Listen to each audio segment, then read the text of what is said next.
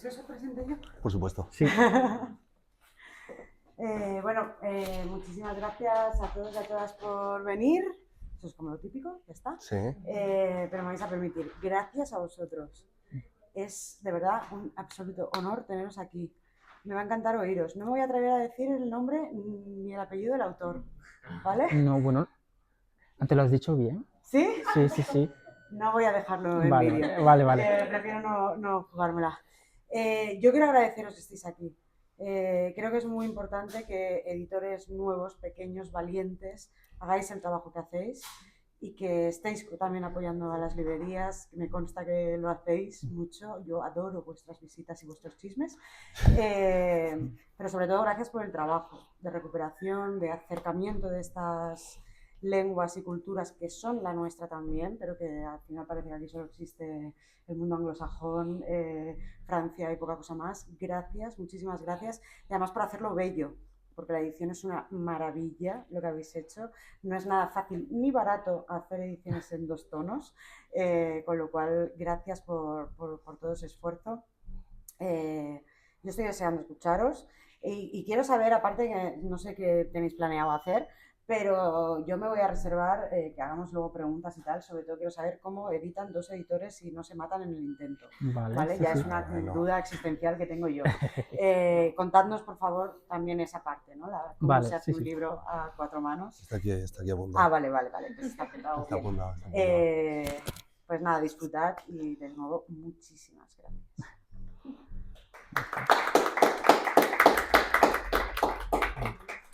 No se ha quedado para que se agradezcamos nosotros. Ya, bueno. Bueno, pues nada, muchas gracias por venir, como ha dicho Marta. Y es un honor teneros aquí, poder hablar de Buttinsky, que es un autor que ha permanecido desconocido hasta ahora. Y nada, yo quería empezar agradeciendo a Margo pues, el proceso de coedición, porque ha sido muy bonito, muy cercano. Y sobre todo, que él empiece hablando y nos explique un poco quién es Buttinsky, porque la parte de editor de La Tortuga Búlgara es también el traductor, o es traductor del búlgaro. Y tiene un búlgaro impoluto, porque yo he estado con él en Bulgaria, por supuesto. Y nada, Marco, cuéntanos un poco acerca de Buttinsky, qué lugar ocupa en la literatura búlgara, cómo es la literatura búlgara, cómo es el mundo de la edición búlgaro. A ver, pues bueno. Claro, o sea, Buttinsky, bueno, por dar primero el contexto, no nace en el 1919, muere en el 43, muere con 24 años, ¿no?, de tuberculosis.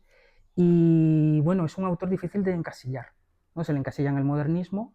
En esa época en Bulgaria, bueno, después de los inicios de la literatura más moderna, más contemporánea, ¿no?, es más realismo, ¿no?, más bucólica. Y bueno, pues en esa época, en el periodo de entreguerras, pues empiezan a surgir todas las vanguardias, ¿no? Y ahí es donde está Buttinsky, pero claro, está por una parte la literatura, sobre todo en poesía, más revolucionaria, ¿no? Está por otra parte otras tendencias como el diabolismo, que vamos a trabajar en ello también.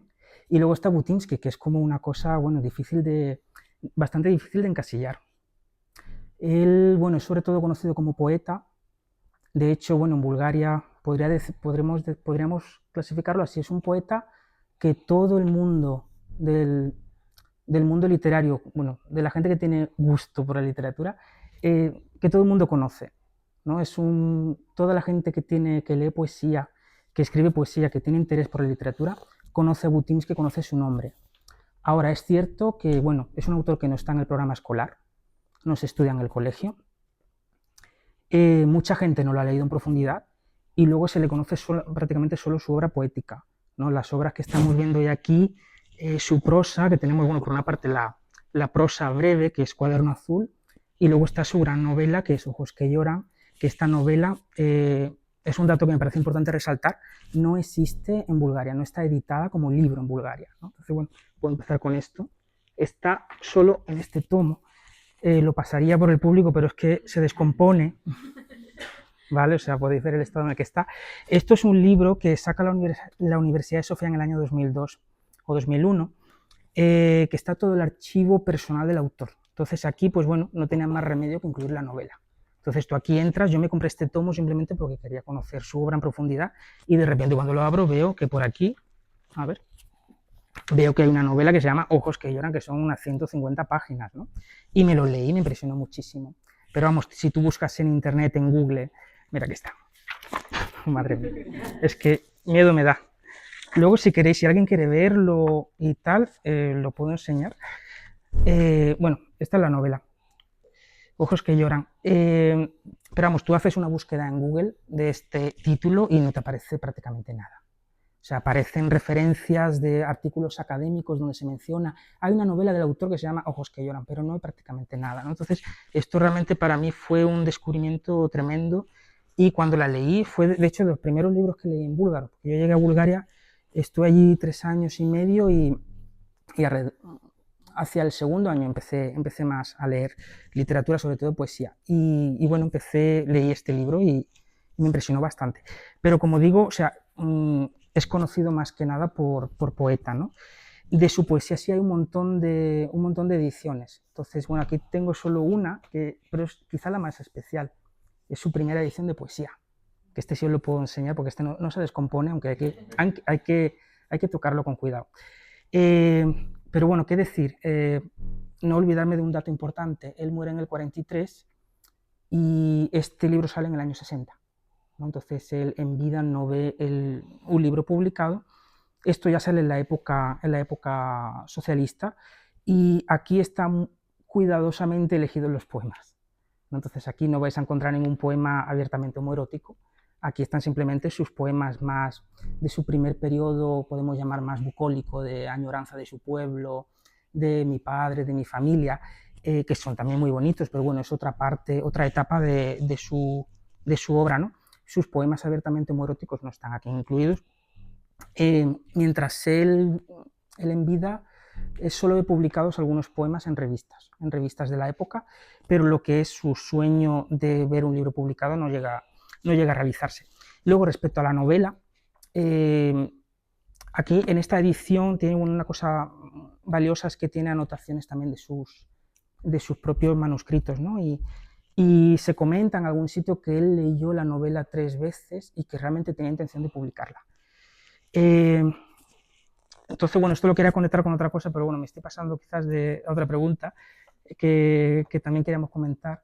Pero bueno, luego voy a eso. Pero vaya, bueno, podemos enlazarlo sí. con eso, porque yo lo que quería preguntar es, obviamente, Ojos que lloran nunca tuvo una revisión, nunca fue publicada en vida. Claro, es que iba por ahí ¿Y la qué cosa. retos, ¿no?, enfrentó la traducción? Claro, yo cuando yo me leo esto, pues bueno, no me fijo tanto en esas erratas, en esas contradicciones. Ahora cuando me pongo a traducirlo digo, madre mía, esto se nota que no ha tenido un proceso de edición en el original. O sea, esto no ha habido un redactor externo que le diga a Butinsky, oye, esto no cuadra, ¿no? Y claro, me chocó bastante y a la hora de traducir fue bastante lioso. Quizás así, perdona, un momentito. A ver, fueron varias cosas. Quizás la más llamativa fue, bueno, alguna que otra contradicción, es que tampoco quiero hacer spoilers, pero no sé si de los que han podido leer la novela han visto alguna contradicción en la trama o algo que no cuadre en la trama, no sé si... O no tan... Si te estoy mirando a ti, sí, que sé que la has leído. No, una contradicción como tal realmente no. Un poco inconexa en según qué punto, sí. Sobre todo cuando pasa de la estancia del hospital a de nuevo la acción en la calle por la noche. Vale. Porque es como que no conecta bien la idea de en este momento está ingresado, en este momento no. Pero bueno, yo la leí con relativa facilidad. Vale. Pero... Vale, alguna cosilla más. Lo que pasa es que no quiero hacer spoiler, pero bueno, si no lo has notado, eso también es bueno. A lo mejor, claro. Hay una contradicción muy flagrante, pero yo tampoco la noté cuando leí la novela. Ya, entonces no sé, me la voy a ahorrar. A ver si... No la voy a compartir, pero bueno, hay alguna contradicción en la trama, eso es evidente. Y luego hay una cosa, también no voy a decir exactamente la frase, pero hay una frase que yo traduciéndola yo estaba pensando que a esta frase le falta un no. Le falta la palabra no. No tiene ningún sentido la frase sin el no, ¿no? Porque cambiaba totalmente el sentido. No, digo, no tiene ningún sentido esto. Y escribir a nuestro amigo Bojidar Kunchev, que es el primer especialista en Bulgaria de la obra de Butinsky, lo consulté con él y me dijo, estoy seguro que le falta un no, pónselo. Y bueno, al fin y al cabo, pues bueno, cuando tú traduces a un autor muerto, pues tienes que tomar esas decisiones, ¿no? ¿Qué iba a hacer? ¿Poner una nota al pie ahí larguísima explicando esto, digo, bueno, pues yo le pongo el no y ya está, ¿no? Entonces, bueno, eso ha sido quizás los principales retos. Luego también otras cosas que menos obvias que estas contradicciones, ¿no? Pues, por ejemplo, que abusa de ciertos adjetivos. ¿No? Hay adjetivos que se repiten, esto me dijo la correctora Marco, no puedes poner apacible 15 veces en la palabra apacible, no puede aparecer 15 veces, ¿no? Y digo, bueno, ya, y es que he quitado ya muchos. Es que en el original la palabra apacible podía aparecer, bueno, apacible, sereno, calmo, ¿no? Así, puede aparecer tantísimas veces. Y bueno, hay ciertas cosas así que han sido complicadas. Luego, aparte, otras cosas que no tienen que ver tanto con la falta de edición, sino pues con el reto que tiene traducir a un autor muerto de otra época, pues bueno, insultos de esa época, o claro, traducir los insultos es una cosa muy compleja, o expresiones, frases hechas, cosas, expresiones más rurales, ¿no? De otras regiones, pero bueno, para ello eso ha sido un reto, pero bueno, tiene solución, porque con contactos y con amigos, ¿no? En este caso yo estoy en contacto con personas del mundo literario que valoran mucho a Buttinsky, que lo han leído muy bien y bueno, que me han ayudado bastante a resolver todas estas dudas. Sí, y desde luego yo quería también señalar otra cosa. Bueno, fuimos juntos a la Feria del Libro de Bulgaria y hay un tema que siempre es importante mencionar, ¿no? El hecho de que Buttinsky era homosexual, el hecho de que el homoerotismo se trata por primera vez en la obra. De hecho, es curioso porque estuvimos en Bulgaria y a mí me sucedió varias veces decir, bueno, pues vamos a publicar Buttinsky, que de hecho, bueno, así como curiosidad, es el autor favorito de Gospodinov, fue que está tan en boga de tantas personas. Y de hecho, Gospodinov le propuso a su editor búlgaro publicar esta obra. Nosotros le pedimos que nos hiciese una frase para el libro, no nos la quiso hacer. Pero es verdad que sucedía mucho el hecho de decían, sí, me encanta Buttinsky, es el mejor poeta del siglo XX, pero no porque sea homosexual, ¿eh? Esa aclaración la hacían mucho los búlgaros. Sí, eso fue fuerte, sí. Entonces, claro, yo quería preguntar qué lugar, ¿no? Está el hecho de que Buttinsky sea literatura queer, ¿no? En cierto punto. Hasta donde yo sé, bregaron bastante con que Buttinsky entrara en el canon escolar de búlgaro, pero no lo consiguieron.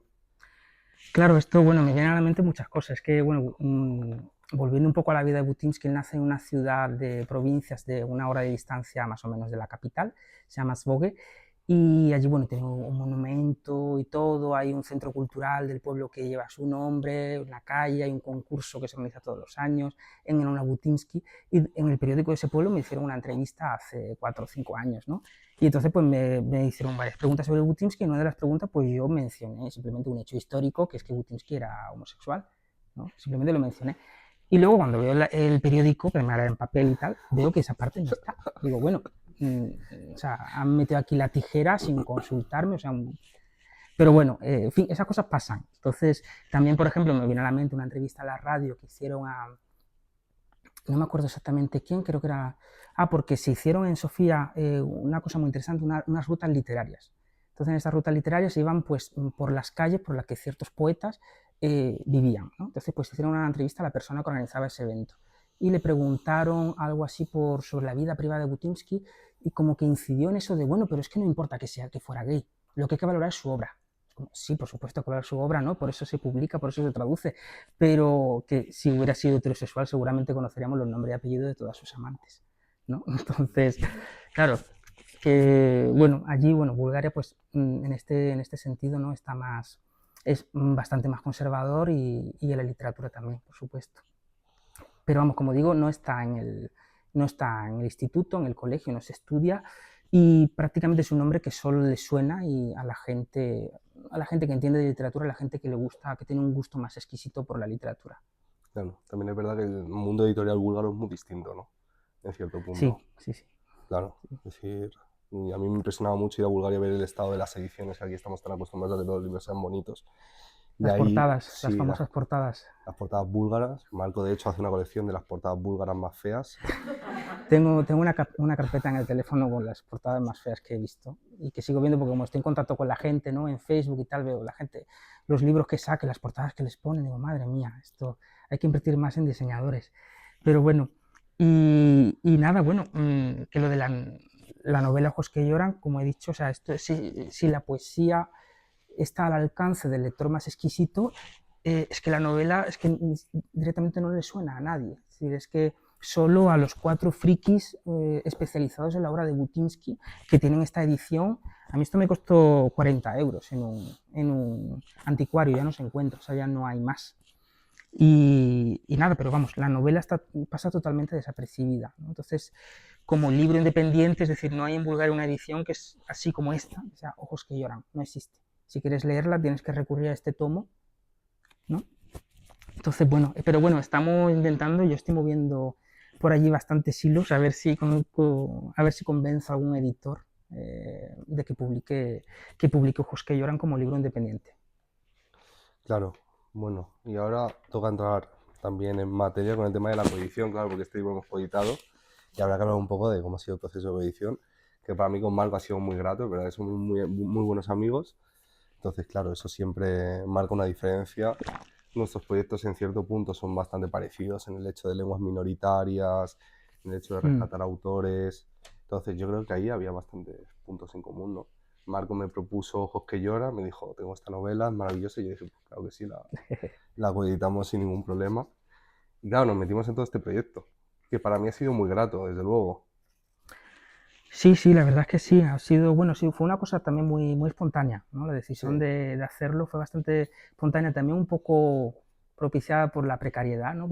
Y todo hay que decirlo, ¿no? Todo hay que decirlo, es como, bueno, al fin y al cabo tenemos los recursos que tenemos, el tiempo que tenemos y el dinero que tenemos, ¿no? Hablando más claro. Entonces, Sí. bueno, aunando fuerzas podemos sacar cosas que quizás, bueno, pues yo hubiera sacado esta novela solo, ¿no? Porque es mi libro, yo esto tenía que sacarlo, pero quizás, pues bueno, no podría haber hecho una edición tan bonita, ni a 2 tintas y tal, ¿no? Entonces, bueno, eso también es clave, pero por supuesto que también el interés, objetivos comunes, ¿no? Y todo eso es fundamental.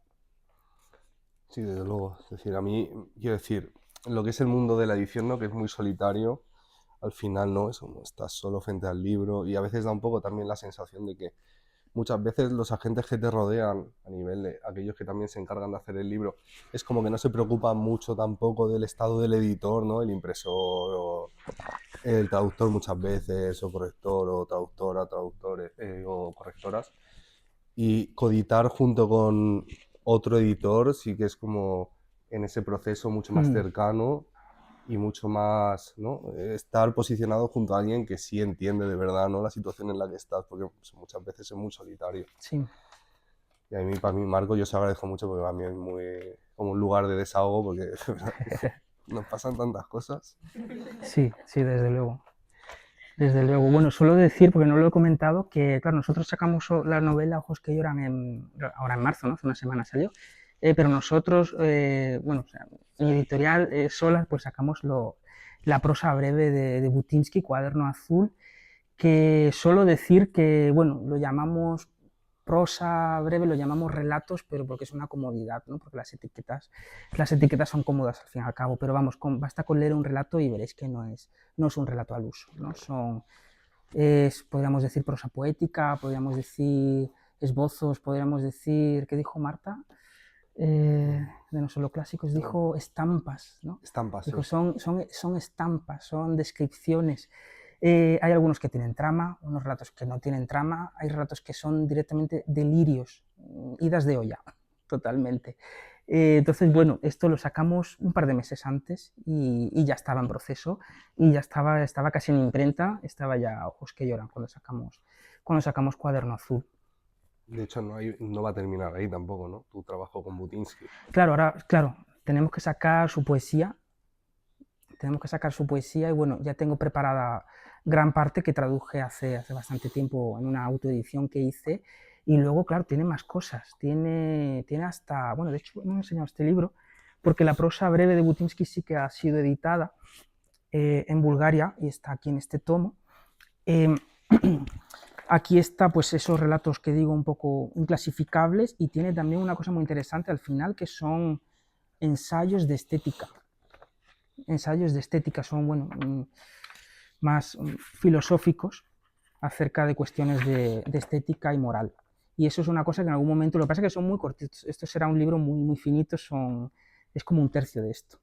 Pero bueno, a eso también llegaremos. Yo creo que Butinsky hay que explotarlo, hay que sacarle todo lo que no se ha hecho por él en Bulgaria, pues habrá que hacerlo fuera. También aprovecho para decir que se está ahora mismo editando en Alemania, pero bueno, han hecho un tomo bastante gordo donde están los relatos, está parte de la novela y está parte de la poesía. Así como un tomo de, bueno, no de obras completas, pero bueno, con casi toda su obra. Y eso pues saldrá en Alemania los próximos meses. Claro. No, y además yo también quería preguntarte, claro, estoy ya saliendo un poco quizás del tema Butinsky, pero claro, ¿cuál es tu experiencia, ¿no? Como editor? Bueno, con eso no compartimos la misma experiencia, pero ¿cuál es tu experiencia? Frustración. Ese es el punto de partida Sí, siempre. yo creo que esa es la mejor palabra. Claro. Y Sí, sobre sí, todo, ¿no? Con lenguas minoritarias y en muchos casos autores que no son conocidos, en cierto punto, porque bueno, muy fácil publicar, no lo sé, a Cadaré, que es de albanés, pero claro, ese punto, ¿qué experiencia tienes, ¿no? Editando, pues eso. Sé que has pedido subvenciones para Ucrania ahora, Letonia. Claro, yo creo que partimos de muy abajo, o sea, no sé, no es que partamos de cero, es que partimos de muy abajo, ¿no? Porque para empezar el mundo editorial, como todo el mundo de la, bueno, al fin y al cabo todo, ¿no? O sea, es complicado empezar de cero un proyecto empresarial, al fin y al cabo, ¿no? Nos guste, aunque se nos llene la boca hablando de literatura, de cultura y todo eso, pero al fin y al cabo es un negocio que tiene que funcionar, ¿no? Y es dedicarle mucho tiempo y luego yo creo que para mí como editor el mayor choque fue ver que hago de todo menos editar, ¿no? ¿No? Que si burocracia, papeleos, facturas, o sea, aprender a hacer una factura, es que eso nadie te enseña, ¿no? Hay tanto trabajo burocrático detrás que tú no estás preparado para eso, ¿no? Y luego yo en mi caso también que traduzco, pues es ver el tiempo que podría dedicar a las traducciones, dedicárselo a labores administrativas que no me apetecen, pero que son necesarias, ¿no? Entonces eso para mí es lo peor, la burocracia, ¿no? Y hasta cuando es algo tan grato como que te den una subvención, que bueno, dicho sea de paso, Bulgaria es el que menos me financia, a pesar de que mi catálogo principal sea autores búlgaros, las subvenciones, bueno, para dar un poco de contexto, los países de lenguas minoritarias tienen generalmente programas de subvenciones, ¿no? Para promover la traducción de su literatura a otras lenguas. Y generalmente funcionan bien y en cualquier país que menos te imagines, el más recóndito, tiene un buen programa de subvenciones que funcionan bien. El de Bulgaria es el peor, con diferencia, ¿no? O sea, bueno, José también ha tenido la experiencia, es el peor. Y nuestro catálogo son principalmente autores búlgaros, ¿no? Que por algo nos llamamos la tortuga búlgara.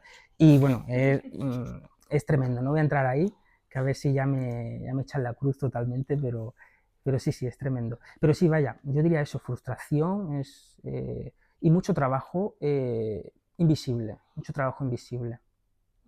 Para solicitar la ayuda búlgara, por poner un ejemplo, tienes que traducir al búlgaro por traductor jurado la hoja que acredita cuál es la actividad de la empresa. Es decir, algo tan simple como eso, tienes que buscarte un traductor jurado búlgaro. Allí, además, ¿no? Aquí. Claro, allí, y que te traduzca del español al búlgaro. En este caso a mí me lo hizo Marco porque estaba ahí, ¿no? Estaba allí, sí.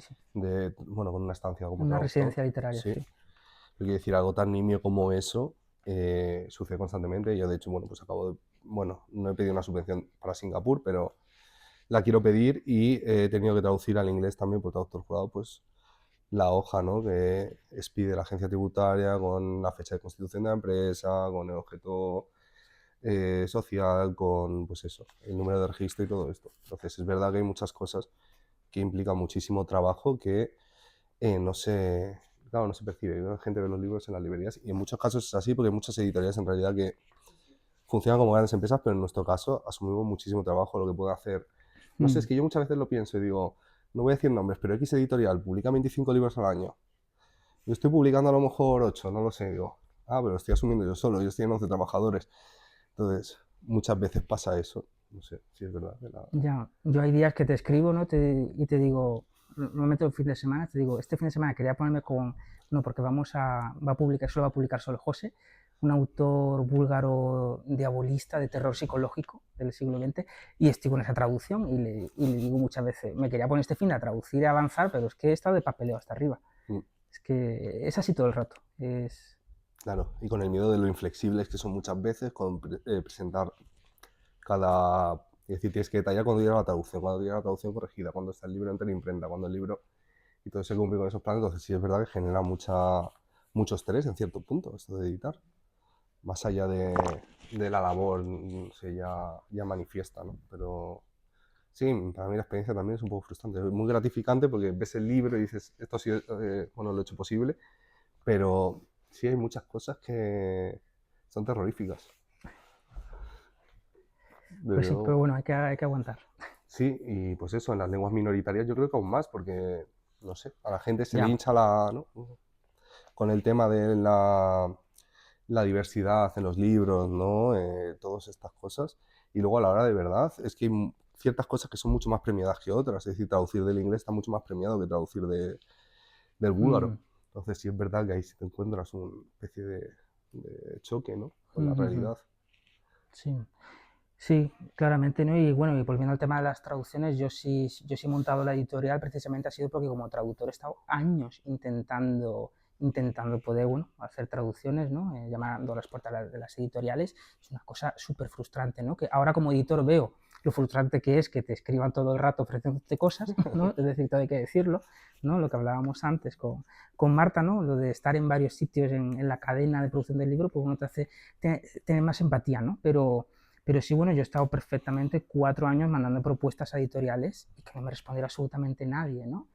Y yo, de hecho, esa fue la razón por la que monté la editorial. Dije, bueno, si se me van acumulando las traducciones a medias, se me van acumulando las cosas chulas que creo que tienen que salir, y si pasan de mí las editoriales, pues me monto yo una. Y bueno, esa fue un poco por cabezonería, básicamente. No, desde luego, el proyecto de Tortuga Búlgara es fascinante. Sí, Marco es verdad que atiende mucho más a las lenguas minoritarias, mucho más que yo en cierto punto. Es decir, tú has tenido experiencias de tener que pedir una ayuda, ¿no?, a Macedonia del Norte y que el mismo ministro de Cultura te la firme, ¿no? A ver, sí, estamos...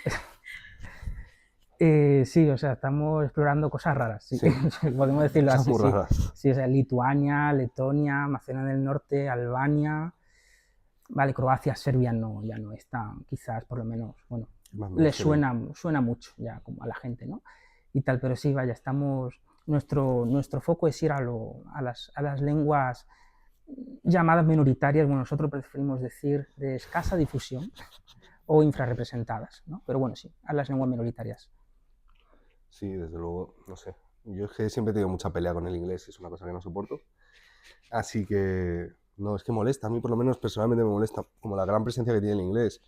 Es decir, que al final permea casi a todos los ámbitos, ¿no? Me decía, por ejemplo, justamente hoy me llegaban unos audios de un traductor mío del inglés que además hace doblajes, y me decía, es que hay un montón de expresiones que son calcos del inglés y que están completamente aceptados, ¿no?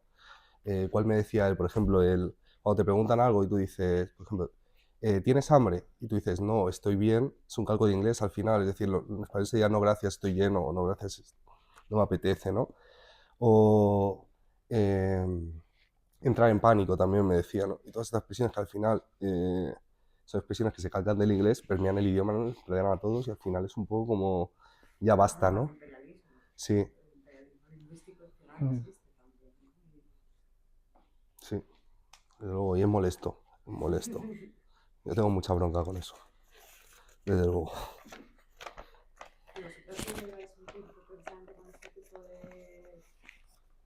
Ya habéis podido coger igual un poco el pulso de lectores, ya se va creando un poco de comunidad a vuestro alrededor, si no, pues no habría gente aquí, eso es así. ¿Qué feedback tenéis? ¿Qué feedback? ¿Qué os dice la gente? O sea,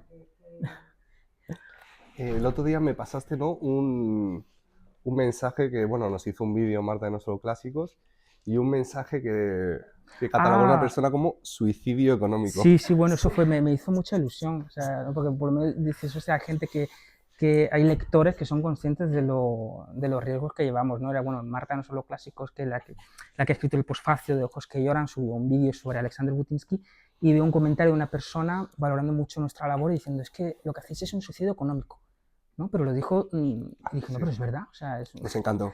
No, nos encantó bastante, sí. No, a ver, generalmente los feedbacks que recibimos suelen ser bastante buenos, ¿no? Sí. Yo creo que la gente, el lector, valora mucho las ediciones cuidadas, ¿no? Ver que no es simplemente un libro, ¿no? Porque el libro como un objeto, como un artefacto, ¿no? Por supuesto que lo importante es lo que te cuenta, pero bueno, también la presencia, ¿no? Sí. El diseño, la maquetación, la tipografía, es que son muchos detalles. Y yo creo que el tipo de lector nuestro valora esas cosas, ¿no? Quizás, bueno, el tipo de lector de bestsellers, pues bueno, quizás, pues bueno, tiene otros criterios, ¿no? Pero... Es que hay clases como en todo. Sí, Yo el día que me enteré de que hay editores que pagan por tipografías, pues yo ya dije, ¿Cómo que pagan por tipografía? pagan por tipografías. ¿Eso qué es? Pues hay tipografías registradas. Sí, claro, si no quieres usarlas sin derechos tienes que pagar. Claro, claro. Y yo dije, joder, claro que hay clases. Sí, sí, sí. Pero no solo eso, no sé, a mí es que me hace mucha gracia, Marco antes me ha hecho un comentario diciendo, no, José, si tú sí generas riqueza, todo el mundo cobra menos tú. Así, eso se lo he dicho antes de la presentación. Sí, sí, sí, Sí. antes se lo he dicho. Sí. Sí, eso es un poco frustrante, el hecho de... Ya. No solo es que me hago cargo de la bibliodiversidad, sino que además genero riqueza, pero yo no me llevo nada. Sí, es un hecho. Sí, sí, total. Pero bueno. Eso hace gracia ya. Y además el proceso de edición, que Marco y yo lo hablamos muchas veces, con el tema de las subvenciones es como estar siempre en deuda contigo mismo. Es decir, pides más subvenciones para poder seguir publicando libros, pero en realidad nunca terminas como de salir de esa rueda, ¿no? Es complicado. Tú, Marta, que tienes mucha experiencia, cuéntanos un poco acerca de eso. No voy a entrar en ese melón. No. Con un móvil grabándolo, ¿no? No sé, es que me parece encomiable, de verdad. O sea, y claro, yo, pues ya sabéis también, yo llevo 10 años, yo sí que entiendo y sé por muchas cosas que aún vais a tener que pasar, pero yo sigo pensando que es necesario. Creo que las ediciones, que muchas veces llamamos microediciones, a otros no les gusta tanto porque parece que nos hacemos de menos a nosotros mismos, o me da igual. O sea, las editoriales que al final tienen, a pesar de que sabemos que tenemos que ser más o menos sostenibles, por lo menos para pagar a todas esas personas que nos ayudan a hacer los libros, que es lo mínimo exigible a una empresa como esta, pero sí creo que es importante la labor de eso, entre otras cosas, por lo que lo motiva. O sea, para mí sigue siendo muy importante el cómo y por qué se hace un libro. Y creo que eso marca mucho más la diferencia que no ni siquiera de qué punto partimos a nivel económico, de tal.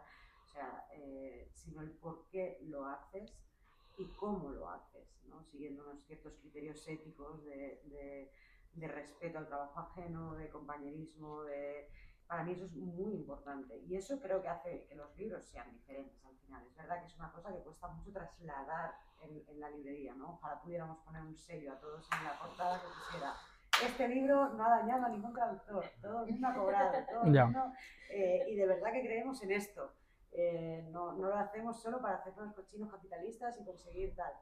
Eso es lo difícil, transmitirlo, pero también por eso se hacen este tipo de presentaciones, por eso vamos a ferias, por eso es interesante hablar con libreros, para realmente transmitir eso. Al final los libreros tampoco se nos engañan tan fácilmente. Al final, cuando viene un editor por la puerta y te intenta vender su moto, se ve muy claramente quién te está intentando vender su moto, ¿no? Entonces, creo que al final, de la misma manera que se intenta trabajar de la manera más honesta posible, también se consigue trasladar esa honestidad al resto de agentes que formamos parte del mundo del libro.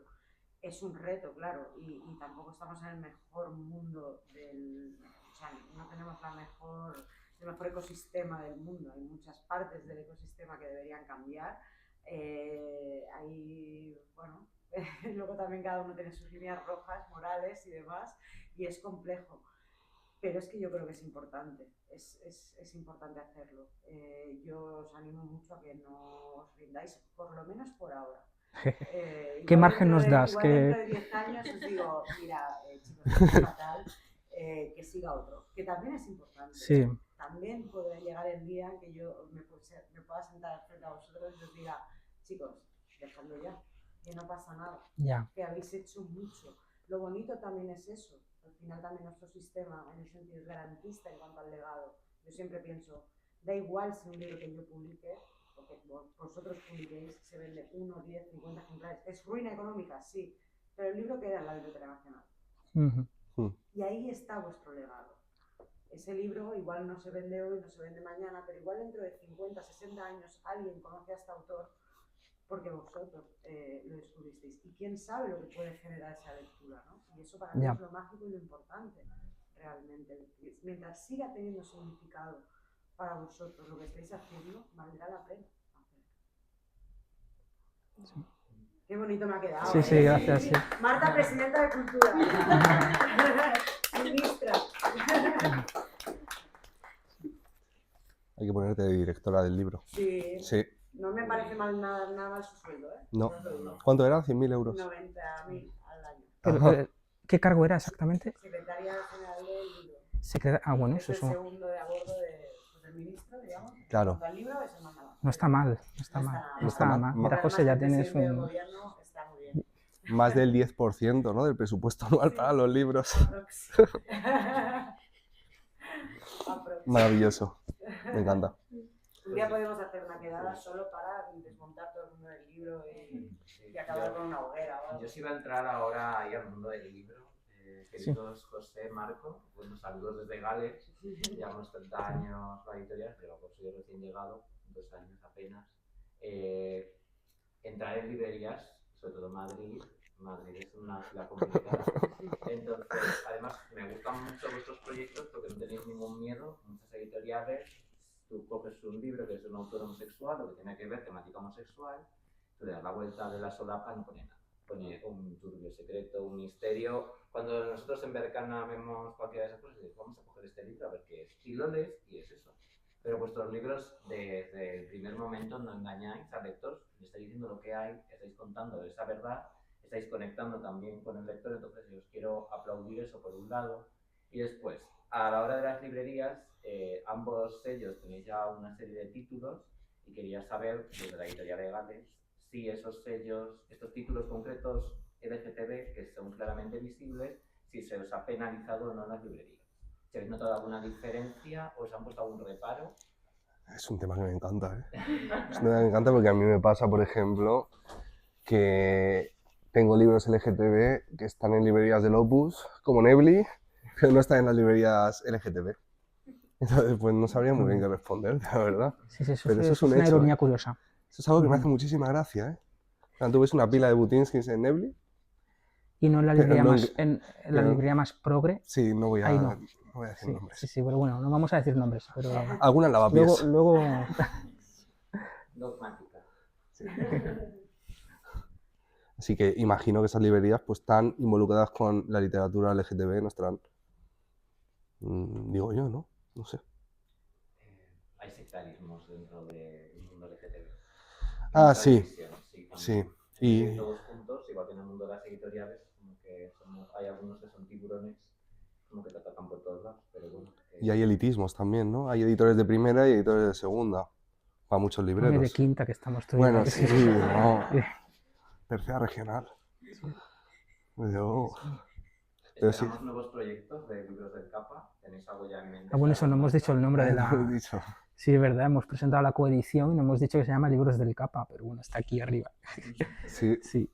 Tenemos próximo título, lo podemos anunciar. Ah, sí, claro. Que lo ha traducido una librera a la cual amamos. Sí, que es de Gracia de Leda, que es La Iglesia de la Soledad, que lo tradujo, bueno, se ha encargado de él Begoña, de la Esquina del Zorro, que es la mejor.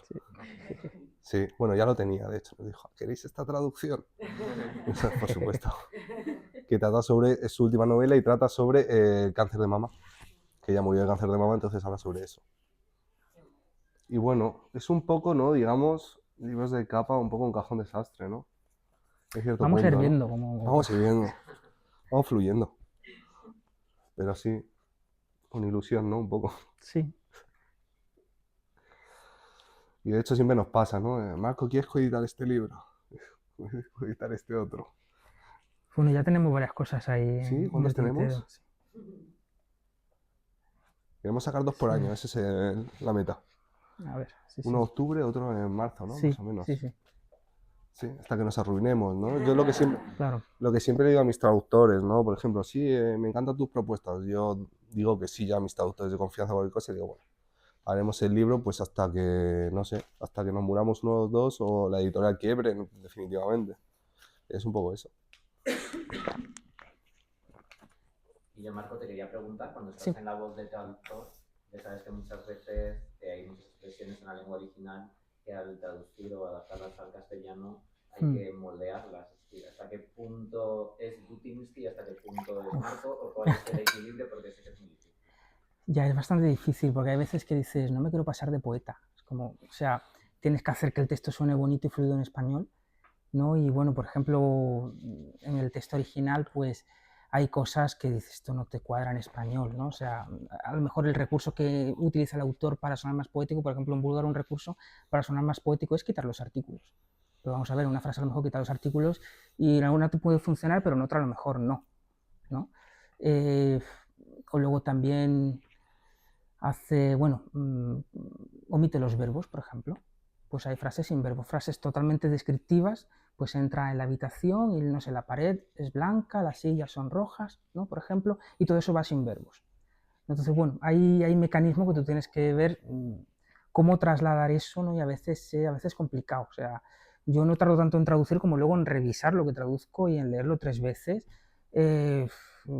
compararlo con el original, porque eso es muy complicado mantener ese equilibrio. Lo que he dicho antes del adjetivo apacible, eso ha sido terrorífico. O sea, de hecho, bueno, vais a ver que aparece muchas veces en la novela y aún así le he metido la tijera muchísimo. Se puede quitar la mitad de los apacibles. Entonces, bueno, te pones ahí. Yo realmente cuando traduzco el diccionario que más consulto es el de la RAE de sinónimos. O sea, más que el diccionario búlgaro-español que lo tengo en casa, que es un tocho, más que ese busco utilizo el de las RAEs. Y nada, pues bueno, es complicado conseguir ese equilibrio y a veces el problema, esto me lo dijo un amigo traductor, me dijo, es que el problema es que esto no tiene fin. Es que tú tienes que llegar a un momento que tienes que tomar una decisión y es que luego leerás la traducción dentro de 2 años y dirás, ¿por qué lo has puesto así? ¿No? Entonces, claro, al fin y al cabo tú como traductor eres coautor de esa obra y bueno, no hay verdades, ¿no? No hay nada que se hace, hombre, tienes que ser fiel al original en unas cosas básicas, ¿no? Ser fiel al original, mantener un poco la medida de lo posible el estilo, pero claro, ya hay siempre corres el riesgo, ¿no? de que luego, pues bueno, pudieras haberlo hecho mejor o de otra forma. Pero sí, vaya, yo en el caso de Butinsky he tratado de mantener un poco ese tono delirante, ese tono que tiene tan sensorial, tan descriptivo y hasta cierto punto he tratado de trasladar el lenguaje más poético, la prosa más poética, sobre todo en Cuaderno Azul, que si leéis los dos vais a ver que hay una enorme diferencia, ¿no? Porque bueno, en Cuaderno Azul directamente, como he comentado, no hay trama, hay muchos de los relatos y es prosa poética. Entonces, bueno, ahí tienes que tú también que dejar tu marca de alguna forma, ¿no? Inconscientemente. ¿Sí? Te puedo preguntar una Sí. cosilla. Es que cuando estabas hablando de cómo llegaste tú a encontrar esta novela, Sí. en el tomo ese Sí, que se cae a cachos, habéis tenido una historia muy guay, ¿no? Sí. Viste con él, no sé si Toma, en una coge. tienda o en... Ten cuidado. ¿Lo compraste?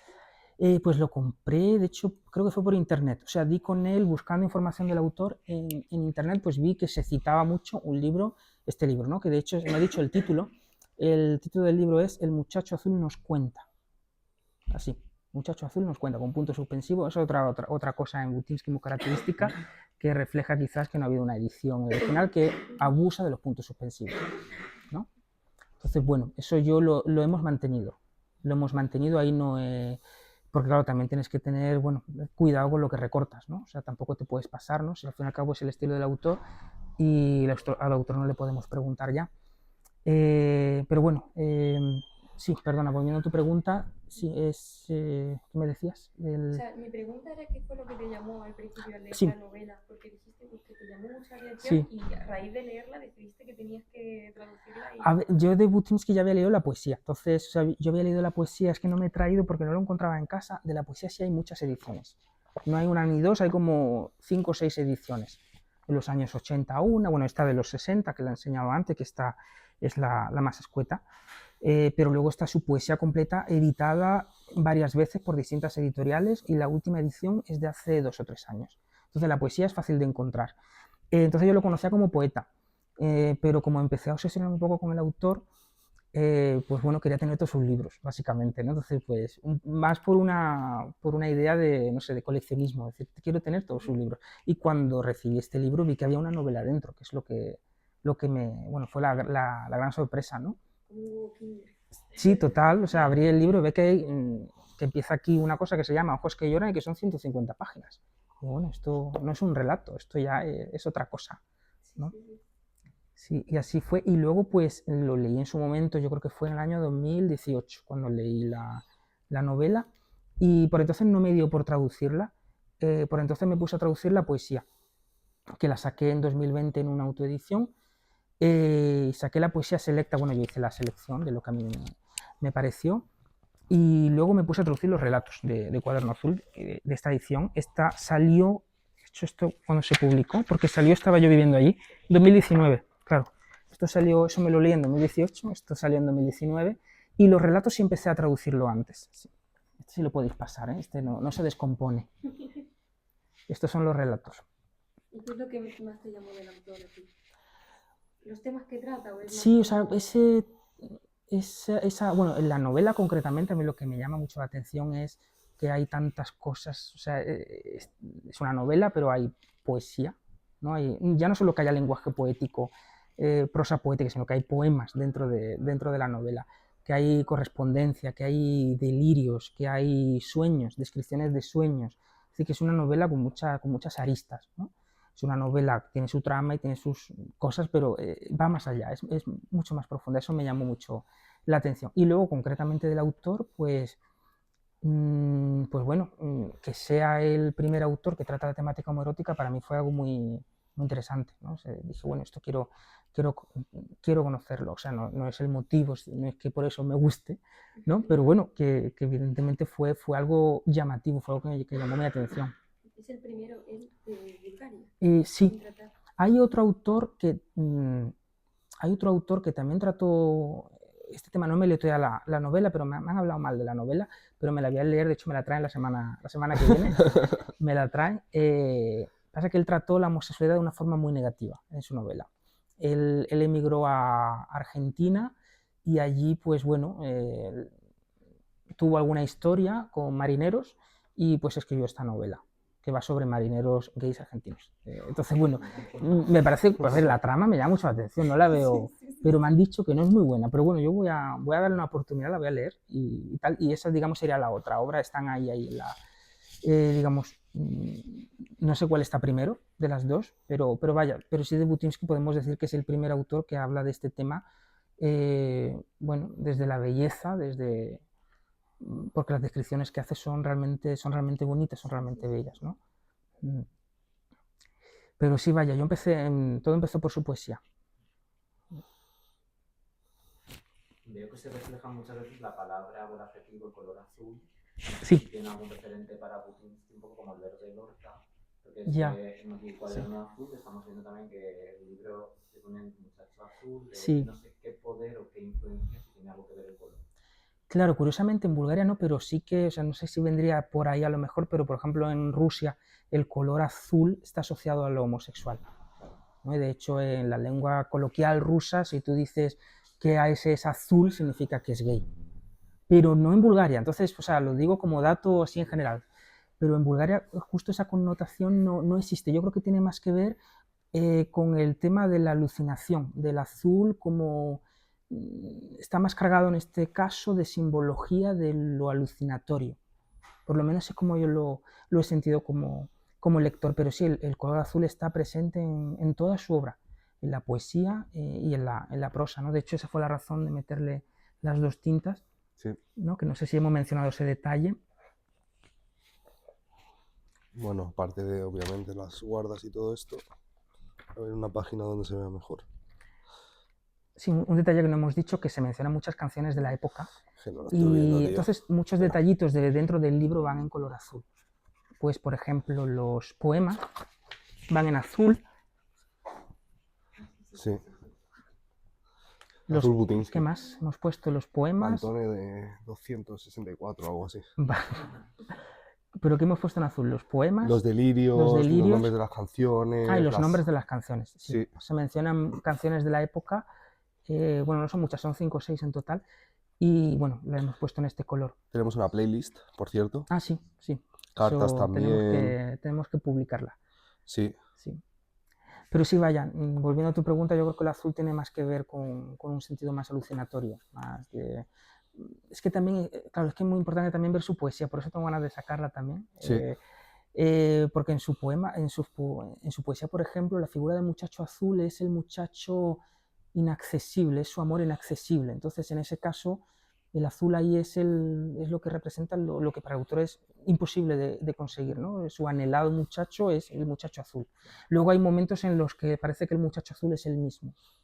Por ejemplo, en sus relatos, a veces parece cuando habla del muchacho azul está refiriéndose a sí mismo, pero en la poesía cuando la lees parece que se está refiriendo al chico que le gusta. Entonces, no está ahí... No se sabe, pero bueno, está claro que para él el azul era muy importante. Y Cuaderno Azul tiene cianotipias. Está Sí. ilustrado. Tiene fotografías en cianotipia, que bueno, es una técnica que se revelan las fotos en tonos azules. Y bueno, precisamente por eso la fotógrafa Beatriz se leyó todos los relatos con una gran profundidad además, y partiendo de detalles concretos de cada relato se hizo una fotografía para cada relato. Entonces no es necesariamente la fotografía lo principal del relato, sino puede ser un detalle, una cosa muy pequeña, muy inadvertida.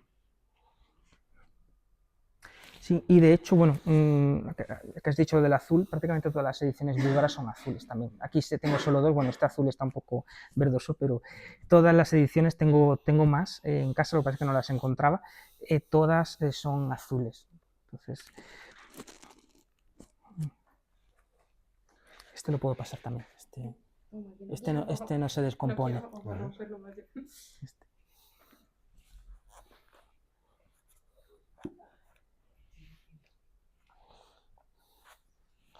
Marco lo tiene todo subrayado. Sí. Claro, además que fue de las primeras novelas que me... O sea, porque bueno, yo... La primera que has traducido, ¿no? Novela, sí, pero digo que fue la primera novela que me leí, de las primeras novelas que me leí en búlgaro. Claro, porque yo había leído mucha poesía, había leído relatos, pero lo que es leer una novela, yo creo que esta fue de las primeras. Entonces también hay anotaciones, no solo de anotaciones del lector de este pasaje me gusta, sino anotaciones de esta palabra que significa, ¿no? Que de hecho traduciéndolo también, volviendo a ese tema, hay algunas palabras que ni mis amigos búlgaros crecidos en Bulgaria y filólogos comprendían, ¿no? O sea, ya palabras, arcaísmos de la época que ya no se usan, ¿no? Y de hecho había hasta palabras que no aparecen en el diccionario. Eso era lo peor ya. Palabras que no aparecen en el diccionario búlgaro, no el diccionario, ¿no?, que tú utilizas cuando traduces, sino el diccionario de ellos, ¿no? Y que no aparezca la palabra. Eso era una cosa súper frustrante. Pero bueno, no eran tantas, pero sí unas 3 palabras así me he encontrado. Pero bueno, ahí está. Para ello pues he recurrido a mis amigos y... Así que nada. ¿Sí? Pues bueno. ¿Tenéis alguna pregunta más? Vamos. Sí, ya está. Pues lo vamos a dar por concluido. No sé.